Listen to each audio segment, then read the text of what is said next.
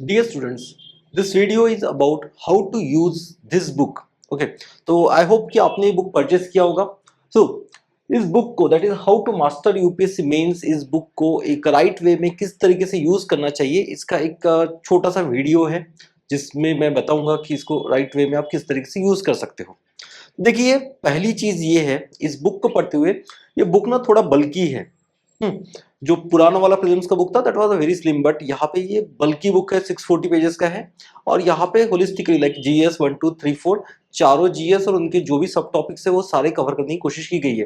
That's why ये थोड़ा बल्कि है. तो इसे पेज नंबर 1 से लेके लास्ट पेज तक पढ़ने की कोशिश मत करना.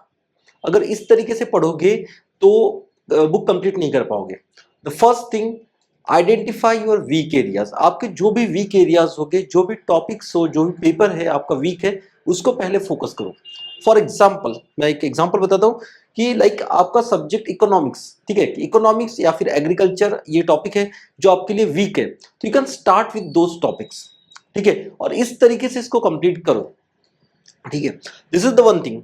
अनदर थिंग, आपको सब्जेक्ट जो भी टॉपिक है उसका थोड़ा सा बैकग्राउंड नॉलेज होना बहुत जरूरी है. If you don't have the basic knowledge, background knowledge of this topic, then उसको डायरेक्टली आप उसको अगर सिर्फ याद करने की कोशिश करोगे, मगअप करोगे, तो वो इफेक्टिव नहीं होगा. You should know the basics of the each topic. But the thing is कि अगर आपको बेसिक्स नहीं पता है तो फिर डिफिकल्ट हो जाएगा. सो मैं एग्जाम्पल बताता हूं. सो जो बुक का हर पेज है, ठीक है, उसका स्ट्रक्चरिंग इसी तरीके से है कि यहाँ पे आपको टॉपिक दिया हुआ है, that is reasons behind American revolution. तो ये वर्ल्ड हिस्ट्री का पेज है, आपको डेमो के लिए मैं दिखा रहा हूं. और उसके बाद में ट्रिक दिया हुआ है, लाइक यहाँ पे ट्रिक है अमेरिका. ओके, अमेरिका के बाद में ये जो लेटर्स है, A for authority, M for military, E for enlightenment, R for representation, I for intolerable acts, then C for the control and A for the autonomy. इस तरीके से आपको इसके छोटे से ट्रिक्स, निमोनिक्स दिए हुए हैं. तो आप वो लेटर्स है वहां से उसे ध्यान में रख सकते हो, जो मेन पॉइंट्स है. और अगर आपको उन मेन पॉइंट्स को कनेक्ट करना है तो इसके लिए आपको शॉर्ट नोट्स भी दिए हैं और उसके एग्जांपल्स भी दिए हैं. ठीक है, तो इस तरीके से इस बुक का स्ट्रक्चर है. इसके बाद में नीचे आप देख सकते हो यहाँ पे उसके रिलेटेड क्वेश्चंस भी दिया हुआ है, जो भी पीवाईक्यूज में, प्रीवियस ईयर क्वेश्चन में यूपीएससी ने पूछा होगा, या फिर जो स्टेट पीसीएस है जो हमने कवर किए हैं, तो उस उनके क्वेश्चंस भी यहाँ पे दिए हुए हैं. तो आपको करना क्या है, द फर्स्ट थिंग, आपको एक टॉपिक देखना है.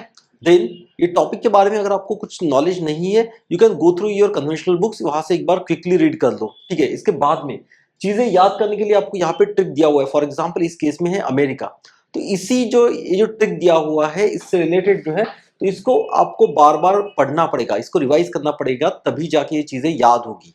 ठीक है, इट इज नॉट लाइक कि आप एक बार पढ़ोगे और हमेशा के लिए याद, ये कभी नहीं होता है. ठीक है, आपको मल्टीपल टाइम्स उसको रिवाइज करना पड़ेगा. अगेन इसके बाद में यहाँ पे जो प्रैक्टिस क्वेश्चंस आपको दिए हैं उनको लिखने की कोशिश करो. सिर्फ आप इसको याद करोगे ना और लिखने की कोशिश नहीं करोगे तो इसका फायदा नहीं होगा. Try to apply that knowledge. जो भी नॉलेज आपको यहाँ पे मिल रहा है तो इसको अप्लाई करने की कोशिश करो आप पे पेन और पेपर लेके. ठीक है, जब आंसर राइटिंग करोगे तो ये चीजें लॉन्ग टर्म मेमोरी में आपको रहेगी. ठीक है, इसके बाद और भी कुछ एग्जांपल बताता हूँ. तो यहाँ पे देखिए, फॉर एग्जांपल यहाँ पे कॉजेज ऑफ हंगर दिया है. सोशल जस्टिस में हमें जीएस 2 में जो गवर्नेंस और सोशल जस्टिस का पार्ट है वहां पे हंगर वाला टॉपिक है. ठीक है, तो यहाँ पे क्या दिया है, कॉजेज ऑफ हंगर दिए हुए हैं. For example H for high poverty, U for unequal distribution, N for the natural disaster, G for government policies, E for excessive population growth and R for rural urban migration. तो यहाँ पे मैं दो points बताऊंगा. First thing, यहाँ पे आपको stats या फिर डाटा नहीं दिया हुआ है इस बुक में, तो आपको क्या करना है, आपके पास जो भी करंट अफेयर्स होगा उससे इसको सप्लीमेंट करो. For example global hunger index, अगर ये आपको पता है तो उसके रिलेटेड जो भी डाटा है ये इस मार्जिन में यहाँ पे या फिर ये जो स्पेस है यहाँ पे लिख सकते हो. तो आपको क्या होगा कि स्टैटिक पार्ट भी कवर होगा, that is the causes of hunger. और इसके साथ में द सेकंड थिंग, जो आप करंट अफेयर्स से सप्लीमेंट करोगे तो आपका आंसर और भी एनहांस होगा.